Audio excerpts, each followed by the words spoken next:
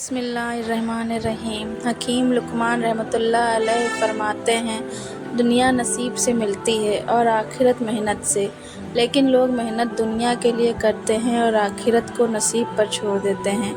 دو انسانوں کا پیٹ کبھی نہیں بھرتا، پہلا وہ جس کو علم کی بھوک ہو اور دوسرا وہ جس کو مال کی بھوک ہو۔ برے سلوک کا بہترین جواب اچھا سلوک ہے، اور جہاں کا بہترین جواب خاموشی ہے۔ کسی کی پہچان علم سے نہیں ہوتی بلکہ ادب سے ہوتی ہے، کیونکہ علم تو ابلیس کے پاس بھی بہت تھا لیکن وہ ادب سے محروم تھا۔ اگر رزق عقل اور دانشوری سے ملتا تو جانور اور بیوقوف بھوکے مر جاتے۔ انسان کا سب سے بڑا کارنامہ یہ ہے کہ وہ اپنے دل اور زبان کو قابو میں رکھے۔ دولت دنیا کی ہو یا ایمان کی، جتنی زیادہ بڑھ جائے اتنی ہی نیند کم ہو جاتی ہے۔ جو غلطی کر نہیں سکتا وہ فرشتہ ہے، اور جو غلطی کر کے ڈٹ جائے وہ شیطان ہے، اور جو غلطی کر کے توبہ کر لے وہ انسان ہے۔ سخت کلام سے ریشم جیسے نرم دل بھی سخت ہو جاتے ہیں۔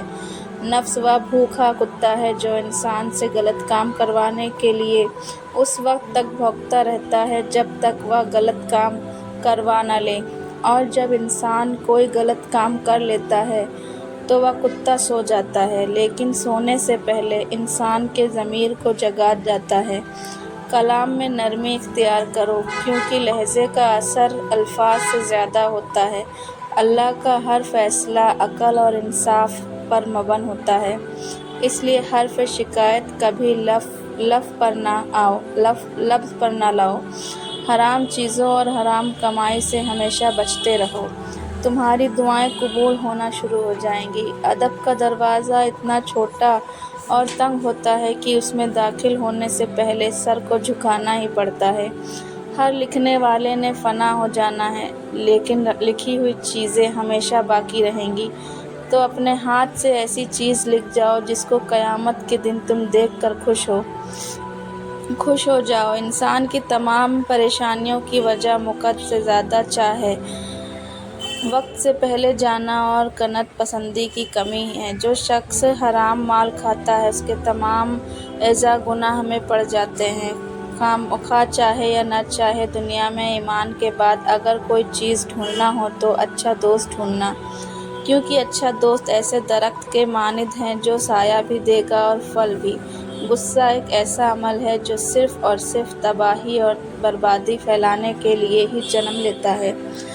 تم حق بات کہنے سے مت ڈرو، کیونکہ نہ تو کوئی تمہیں موت دے سکتا ہے اور نہ ہی کوئی تمہارا رزق کم کر سکتا ہے۔ کامیاب لوگ اپنے فیصلوں سے دنیا کو بدل دیتے ہیں، جبکہ کمزور لوگ دنیا کے خوف سے اپنے فیصلے ہی بدل دیا کرتے ہیں۔ آپ کسی ایسے شخص کو کبھی نہیں جگا سکتے جسے خود سے یہ خیال ہی نہ گزرے کہ وہ جاگتی آنکھوں سے سو رہا ہے۔